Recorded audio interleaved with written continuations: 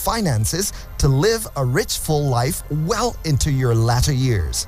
Wednesday at 2 p.m. only on Citizen FM 93.7. Trust Fund Pensions Limited is here to help you manage and grow your retirement savings so you remain prepared for uncertainties and are able to fulfill your post-retirement aspirations.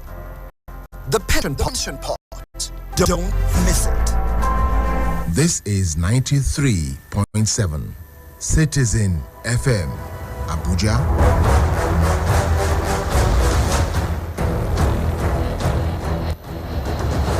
Time for news on the hour.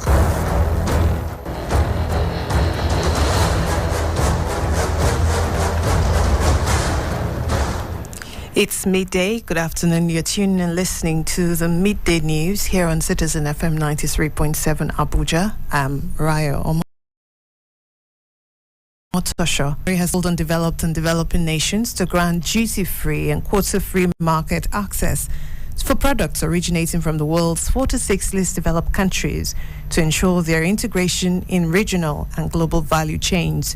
Malam Garba Shehu, the president's spokesman, in a statement said Buhari made this call in Doha at the UN Conference of Least Developed Countries. He maintained that this had become imperative to ensure their integration in regional and global value chains.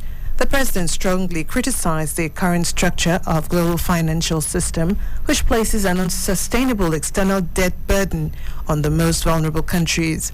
He warned that such debt burdens will make it extremely difficult for least developing countries to meet the 2030 Agenda for Sustainable Development Goals.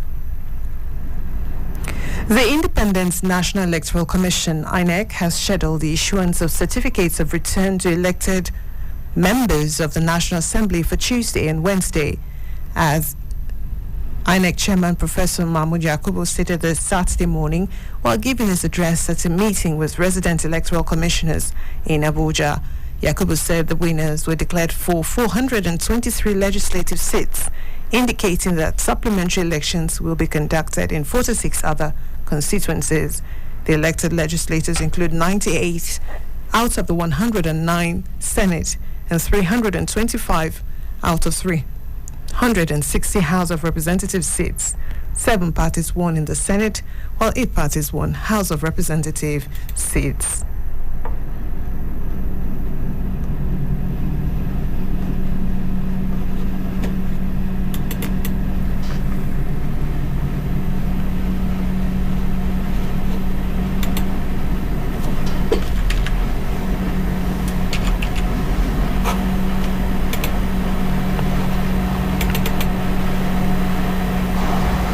Parties in the Senate are as follows. The number of seats: APC 57 seats, APGA 1 seat, the Labour Party 6, New Nigerian People's Party 2, People's Democratic Party 29, Social Democratic Party 2, and Young Progressive Party 1.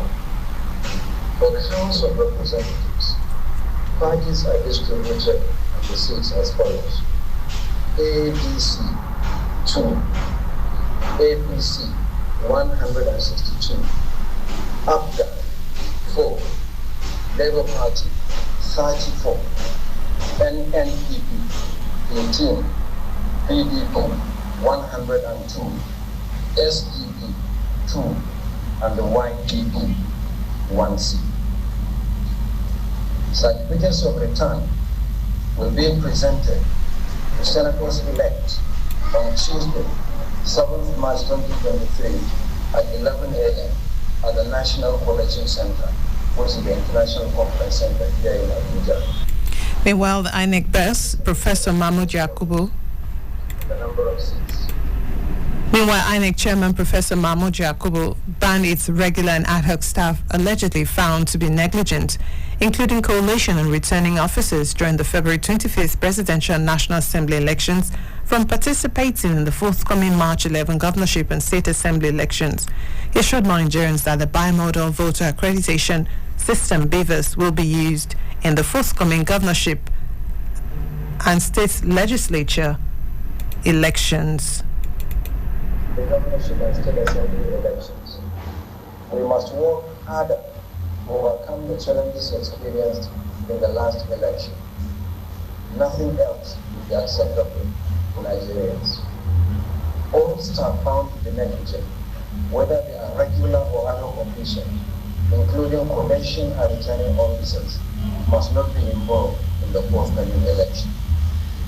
Regs must also immediately initiate disciplinary action where prima facie evidence of wrongdoing has been established against any staff involved in the election, whether regular or ad hoc. Election day logistics must be finalized before the election and handled by the electoral officers at local government level. The governorship and state assembly. Former President Olusegun Obasanjo has said politicians should be blamed for Nigeria's numerous problems, including food insecurity and bad governance. Obasanjo said Nigerian politicians, through poor policies, have brought the country down from being the giant in the sun at independence to being a giant on clay feet. Obasanjo stated this while speaking at the weekend in a lecture organized to mark his 86th birthday anniversary celebration in Abuja, the Ogun State capital, while taking a swipe at successive democratic governments in the country and the African continent. He said politicians are responsible for the continuous food shortage being experienced in the continent. The National Population Commission, NPC, has said the population census scheduled from between March 29th and April 2nd will be conducted digitally and will therefore be error-free. The Federal Commissioner of the NPC for Edo State, Dr. Tonya Ejina, disclosed this at a one-day capacity building workshop for journalists on effective reporting of the 2023 population and housing census held in Benin at the weekend. He added that a large turnout of citizens will go a long way to ensure the success of the exercise. He also commended President Buhari for approving the census, which he says was badly needed for national planning 17 years after the last exercise was conducted in 2006.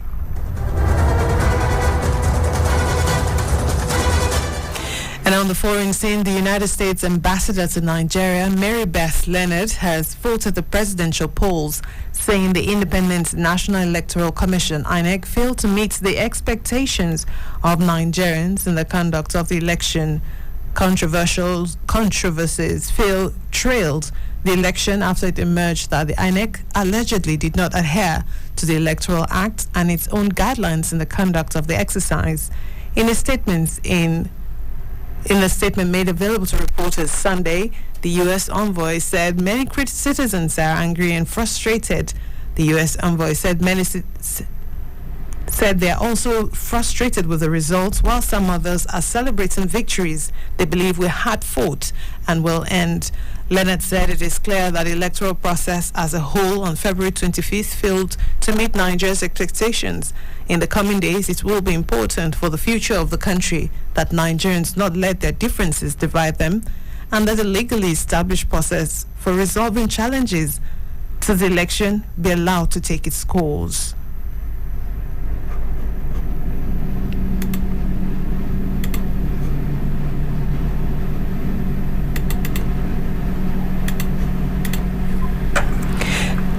Heads of states and officials from different nations met in Doha Sunday for the opening of the 5th United Nations Conference on the least developed countries.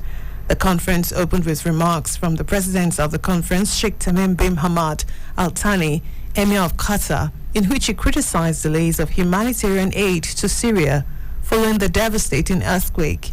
Climate change and its effects on least developed countries was one of the main topics discussed during the opening. Least developed countries are being stranded amidst a rising tide of crisis, uncertainty, climate chaos, and deep global injustice. The president of we don't have. Speaking there, the Secretary General of the United Nations, Antonio Guterres. Meanwhile, Lazarus Chakwera, president of Malawi and presidents of least developed countries, called for the cooperation of nation states. Conquering and warmongering kingdoms and empires give way to a modern era of world policing, wealth controlling, earth polluting superpowers. So must this era give way to a postmodern one, in which international and multilateral cooperation between nations that treat each other as equals rules the day. Conquering. The Least Developing Countries Conference, held every decade and was postponed in 2021 due to the COVID-19 pandemic.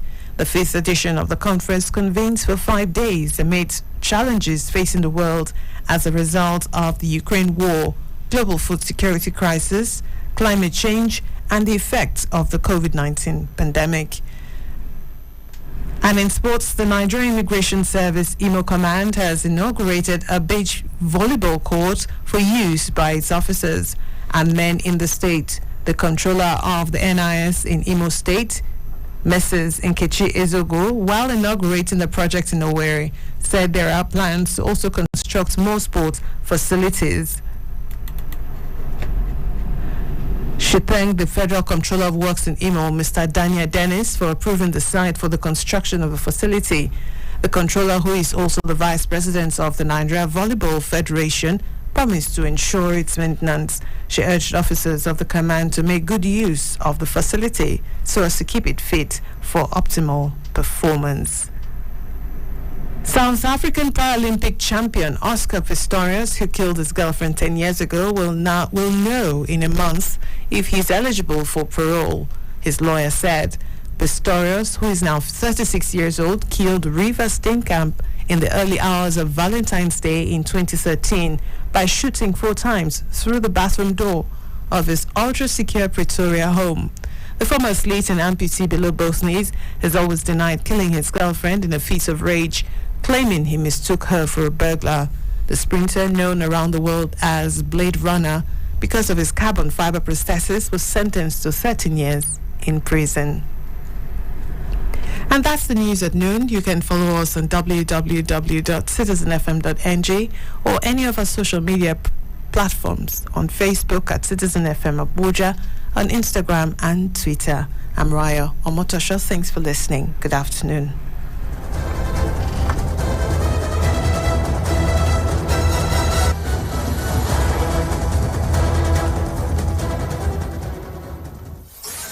Looking for the best in news updates? Yeah, man. Listen to Citizen FM 93.7 Abuja. Now listen.